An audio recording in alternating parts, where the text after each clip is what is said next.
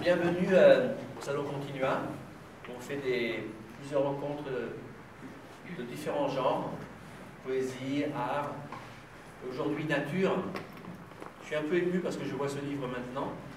C'est un peu surprenant mais intéressant pour nous parce que ça prouve qu'on aime beaucoup créer des croisements. En fait, le but des choses qu'on fait souvent, c'est d'apprendre aussi des choses, que l'art puisse être un conducteur, qui puisse porter vers des milieux qu'on ne connaît pas. C'est vraiment un projet qui est le fruit d'une collaboration entre la Galeria et la maison d'édition, mais aussi autour duquel a gravi en fait un nombre conséquent de collaborateurs qui tous ont apporté leur pierre à l'édifice et en fait a fédéré plusieurs disciplines que sont le paysagisme, la botanique, l'architecture, la photographie, l'art contemporain. Ça a donné un livre qu'on a voulu brut, à l'image de ce lieu, qui est une ancienne papeterie qui a été à l'abandon, qui est en cours de reconversion en centre d'art. Donc à la fois brut, mais aussi précieux et fragile. La volonté de se démarquer aussi des ouvrages de botanique classique qu'on peut trouver aujourd'hui par le noir et blanc. C'était aussi ancrer la photographie de Stéphane Ruchot dans une démarche un peu plus contemporaine. Et le but n'était pas de faire une sorte de photographie comme telle une planche de botanique de chaque espèce, mais plutôt d'avoir un regard sur chaque plante, les prendre dans leur contexte aussi. Pour nous, en tant que paysagistes, c'est vrai qu'on vit ça comme un objet qui a été le résultat aussi du premier projet que nous, on avait commencé à développer il y a maintenant 2 ans avec la Galeria sur le site du Moulin. Tout avait commencé en fait de façon un peu informelle. En fait, on était venus pour une première visite, pour juste regarder, donner un avis, un regard de paysagiste. Et c'est vrai que petit à petit, l'idée d'un projet, l'idée d'un jardin sur ce vaste site industriel de plusieurs hectares a germé. Nous, paysagistes, avons su un peu décrypter aussi dans ce vaste fouillis de végétation qui était à l'origine en fait. Suite à cet abandon, en fait, on avait toute une masse de végétation pionnière, spontanée, qui était venue envahir tous les interstices, tous les moindres espaces de façon très opportuniste comme ça. Donc on avait vraiment un foisonnement énorme et qui se superposait à une trame plus ancienne, très horticole, très dessinée, et qui avait été plantée plutôt dans les années 70-80.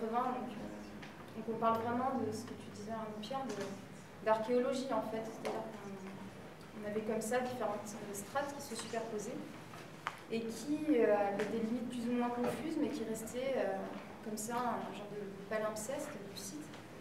Donc voilà, en fait, notre approche à nous et le travail qu'on a mené avec la Galeria Continua, ça a été de conserver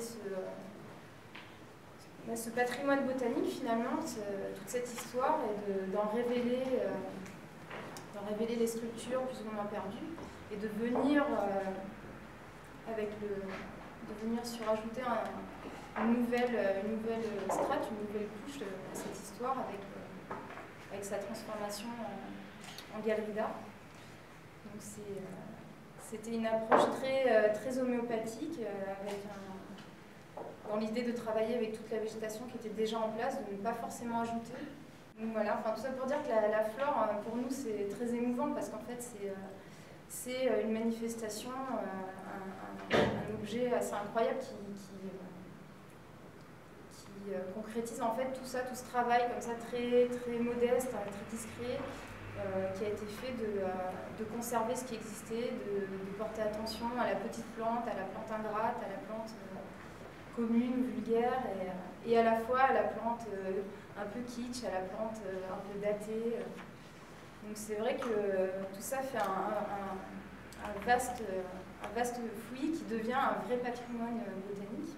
Ça fait 4 ans maintenant qu'on travaille sur ce site et c'est de la même manière que Camille a présenté. En fait, notre démarche aussi, ça a été tout d'abord de prendre la mesure de l'existant en fait, et de la mesure en termes de volumétrie, en termes même d'architecture, parce que de la même manière que la végétation, c'est un amalgame de construction, mais d'époques totalement différentes, et de construction à la fois vernaculaire, il y a un vernaculaire des ouvriers qui ont vraiment construit les bâtiments, c'est-à-dire il y a une machine, on construit un bâtiment. Et la logique de la galerie est un peu la même, c'est-à-dire c'est l'œuvre d'art qui va déterminer la rénovation du bâtiment. Donc c'est vraiment un site en perpétuelle dynamique, et le travail de la flore révèle exactement la logique que vous avez sur le territoire, que nous on a apporté sur ce site-là, et le travail paysager. C'est-à-dire que d'abord on va essayer de prendre une photo de l'existant, le diagnostiquer, et puis ensuite voir ce qu'on garde sans volonté a priori de vouloir rajouter. C'est peut-être plutôt prendre la mesure des choses et révéler les qualités propres d'un lieu, son architecture ou sa végétation. Que l'art contemporain, normalement, on la voit dans les métropoles, on la voit dans les villes. Donc il n'y a pas un contexte de nature, il n'y a pas un contexte de problème, comme l'inondation ou les bâtiments superposés, des choses un peu particulièrement bizarres. Donc c'est un petit peu pour nous aussi l'occasion de se surprendre, d'être surpris par des choses qu'on n'aurait jamais appris ou jamais connues. Et ça devient aussi le lieu où je pense que maintenant vous connaissez un peu plus l'art contemporain qu'avant. C'est vrai.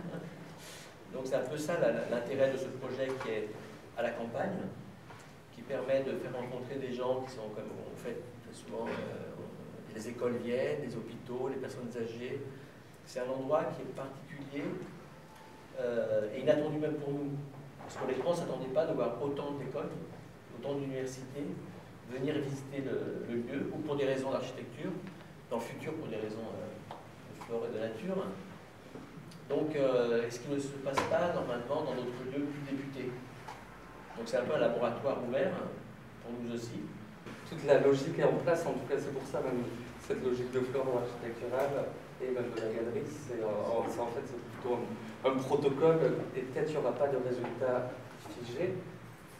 C'est ça qui est intéressant en fait pour nous architectes et même pour vous paysagistes, c'est qu'il n'y a pas un résultat avec un moment clé, c'est toujours un site en perpétuel devenir. Donc forcément l'objectif c'est de réhabiliter la plupart des bâtiments, mais en tout cas c'est entretenir perpétuellement cette dynamique de hop, il y a une œuvre d'art, on réhabilite, peut-être l'autre bâtiment va devenir friche et tout ça. Et on voit que le devenir friche, il a des potentiels, quoi.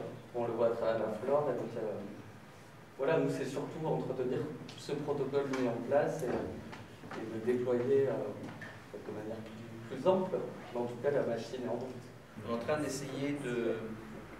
On a déjà fait des recherches, le projet d'architecture, les études avec les ingénieurs, de faire un centre d'art dans la grande halle, pour que ça soit justement un lieu public, et que ça ne soit même plus la galerie continua de céder ce bien. Ça fait longtemps qu'on y travaille, on espère qu'on verra le jour à ce projet, ça dépend de plusieurs situations, mais on est bien parti, donc on espère de vous inviter tous.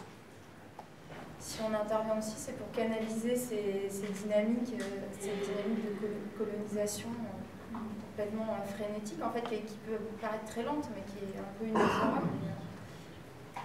C'est ça, en fait, c'est comment on compose avec cette végétation en place et les nouveaux usages, en fait, que vous avez amenés. C'est du relationnel, de la cohabitation.